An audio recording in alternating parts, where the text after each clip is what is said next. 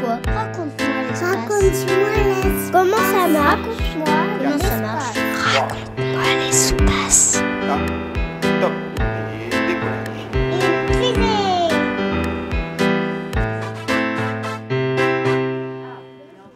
Je m'appelle Bastien et j'ai 11 ans. Quelle est la taille maximale d'un télescope terrestre?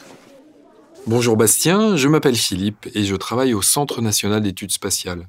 Et mon équipe s'occupe justement de tous les instruments qui servent à faire des images de la Terre et de l'univers et qui sont dans les satellites. Et notamment les télescopes donc, qui nous fournissent des images. Pour répondre à ta question, le plus gros télescope optique sur Terre s'appelle ELT. Ça veut dire Extremely Large Telescope en anglais, télescope extrêmement grand en français. Il fait 40 mètres de diamètre et il est au Chili. Alors quand on dit 40 mètres de diamètre, on parle de la taille du miroir, le grand miroir qui va recevoir la lumière. 40 mètres de diamètre, c'est considérable, il faut imaginer un immeuble de 13 étages, et sa surface, c'est environ 5 terrains de tennis. Donc c'est cette surface-là qui va recevoir toute la lumière des zones de l'univers à observer. Il y a d'autres télescopes sur Terre. Celui-ci, c'est le plus grand et le plus récent. Il est en cours de fin de construction. En France, on a un grand télescope célèbre qui est au pic du Midi dans les Pyrénées. Il y a des télescopes à Hawaï. Il y a tout un tas de télescopes qui font quelques mètres de taille de miroir. Et celui-ci, donc, va être le plus grand. Raconte-moi l'espace.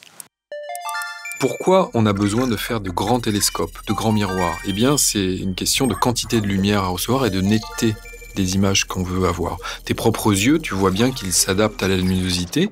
Tu as des petites pupilles lorsqu'il fait bien jour et tes yeux s'agrandissent le soir pour voir en pénombre ou dans l'obscurité.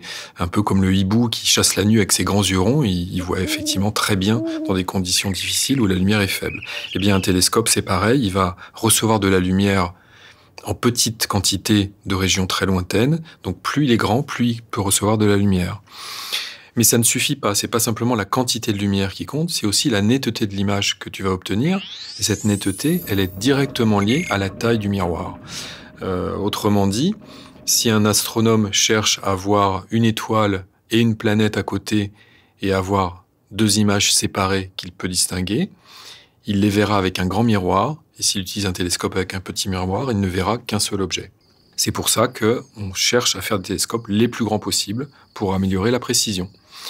Et ces télescopes, on les place sur Terre, généralement dans des régions montagneuses, où l'air est très pur, où les conditions de nébulosité, les nuages sont très rares, et où la poussière est absente, et également on se place loin des villes, loin des émissions lumineuses, les pollutions lumineuses, des lampadaires, des vitrines, des voitures, tout ce qui empêche d'avoir un ciel très noir et très profond. Tu l'as très justement dit, ta question était relative à la taille maximale d'un télescope terrestre. Donc, ça suggère qu'il y a des télescopes qui ne sont pas terrestres. Et en l'occurrence, il y a effectivement beaucoup de télescopes spatiaux. Et là, ça va être davantage mon métier. Donc, je vais t'en dire un petit mot pour compléter la réponse. Donc, tu connais certainement Hubble, qui a passé plus de 20 ans en orbite autour de la Terre à nous fournir des images absolument magnifiques. Il a été relayé il y a un peu plus d'1 an par le James Webb Telescope, qui est encore plus grand, qui a été lancé par Ariane 5. Il a un miroir de 6,50 mètres contre le miroir de Hubble qui faisait 2,40 mètres. Pour tenir dans la fusée, on a été obligé de concevoir un miroir qui est repliable en plusieurs morceaux, qui font chacun 1,30 m. Il est replié dans la fusée et lorsqu'il arrive dans sa position finale dans l'espace, il est en orbite autour de la Terre à peu près 1 million de kilomètres, il se déploie dans l'espace et il peut observer l'univers et nous envoyer ces belles images.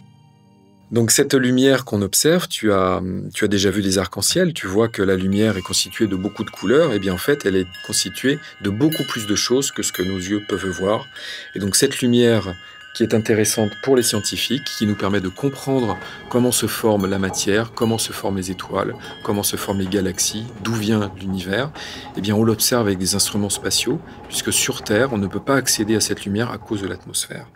Et si on ouvre encore plus le domaine d'observation des astronomes, on a aussi des radioastronomes qui utilisent des radiotélescopes, qui sont des instruments encore plus grands, qui vont observer non pas la lumière, mais des ondes, et des ondes radio. Alors c'est pas la radio que tu écoutes sur Skyrock ou la télévision ou les liaisons entre les téléphones portables, c'est des ondes radio naturelles émises par l'univers Et ceci, on a besoin de l'enregistrer avec des grandes paraboles qui sont évidemment sur Terre puisqu'ils font 500-600 mètres de diamètre.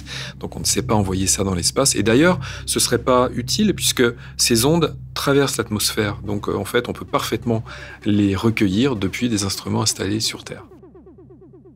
Voilà en gros le paysage de tous ces télescopes. L'homme cherche à observer toujours plus précis et toujours plus loin et il invente pour ça des instruments assez incroyables pour progresser dans nos connaissances. Et toi, eh bien, j'espère que tu continueras à te poser des questions puisque la curiosité, c'est une très grande qualité. Merci Philippe Kubik, sous-directeur technique et performance des instruments au CNES. Merci. C'était Raconte-moi l'espace, une série de podcasts produite par le CNES qui répond aux questions scientifiques et spatiales des enfants, petits et grands.